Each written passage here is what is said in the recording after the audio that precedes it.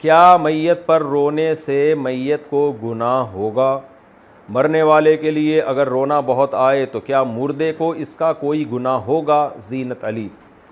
بخاری کی حدیث ہے، رسول اللہ صلی اللہ علیہ وسلم نے فرمایا ان المیت لیعذب ببکاء اہلہ علیہ او کما قال صلی اللہ علیہ وسلم۔ نبی نے فرمایا کہ میت پہ جب رویا جاتا ہے تو اس سے میت کو عذاب دیا جاتا ہے۔ تو اس حدیث سے پتہ چلتا ہے کہ ظاہر سے یہی پتہ چل رہا ہے کہ جب میت پہ روتے ہیں تو میت کو عذاب دیا جاتا ہے، تکلیف دی جاتی ہے۔ لیکن علماء نے یہاں اس حدیث میں دو قیدیں لگائی ہیں کہ دو شرطوں کے ساتھ ہے، اگرچہ اس شرطوں کا اس حدیث میں ذکر نہیں ہے، لیکن شریعت کا اصول ہے کہ کسی کے عمل کی سزا کسی اور کو نہیں دی جاتی۔ یہ قرآن میں جگہ جگہ ہے، حدیثوں میں بھی ہے کہ ان کے رونے کی وجہ سے بھلا ان کو عذاب کیوں ہوگا، میت کو، اس کا کیا قصور ہے؟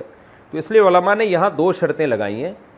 اچھا، ایک تو اصول یہ ہے کہ شریعت میں یہ بات ثابت ہے کہ ایک کے گناہ کی سزا کبھی دوسرے کو نہیں ملتی، تو ان کے رونے کی سزا بھلا اس کو کیوں ملے گی؟ دوسری حدیث سے پتہ چلتا ہے۔ دوسری بات یہ کہ میت پہ اعتدال کے ساتھ رونے کی بھی شریعت نے اجازت دی ہے، خود نبی صلی اللہ علیہ وسلم کے آنسو نکلے۔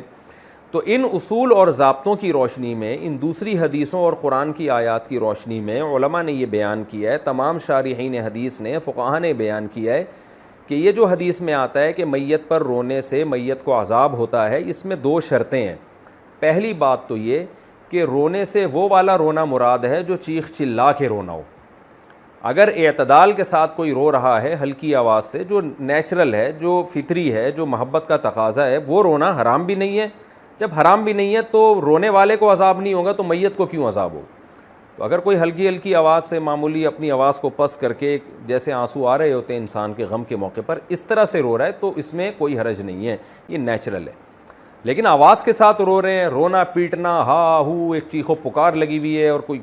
سینہ کوٹ رہے ہیں، یا جس طرح سے بعض علاقوں میں دیکھا ہے کہ بلکہ آج کل تو فیشن بنا ہوا ہے، اس طرح سے اگر روتا ہے تو یہ والا رونا ہے جو حرام ہے، ناجائز ہے۔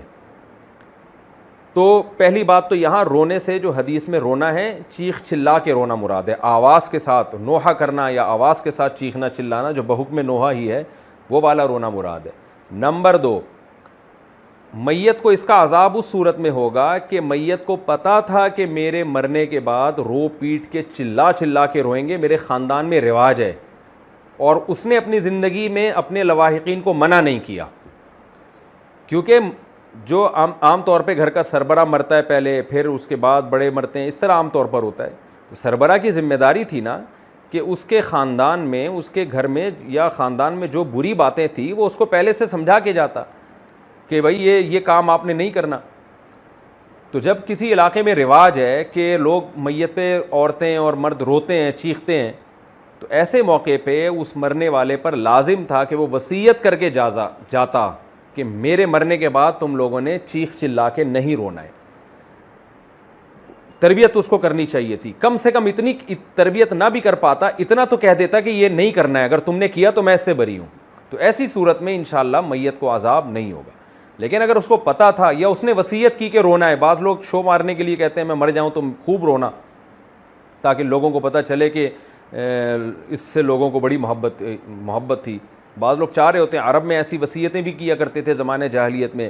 شقی علی الجیب یبنۃ معبدی، وہ ایک زمانے جاہلیت کا شاعر تھا نا، وہ اپنی کزنوں سے اور اپنے عورتوں سے کہہ رہا تھا کہ میں مر جاؤں نا، پہلے اس نے بڑی سخاوت دکھائی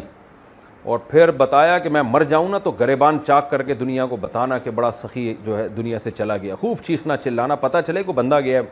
کوئی بندہ مارکیٹ سے شارٹ ہوا ہے۔ تو پہلے زمانے میں نا جاہلیت میں یہ تھا کہ لوگ خود وصیتیں کرتے تھے، پہلے کچھ کام بھی اچھے کرتے تھے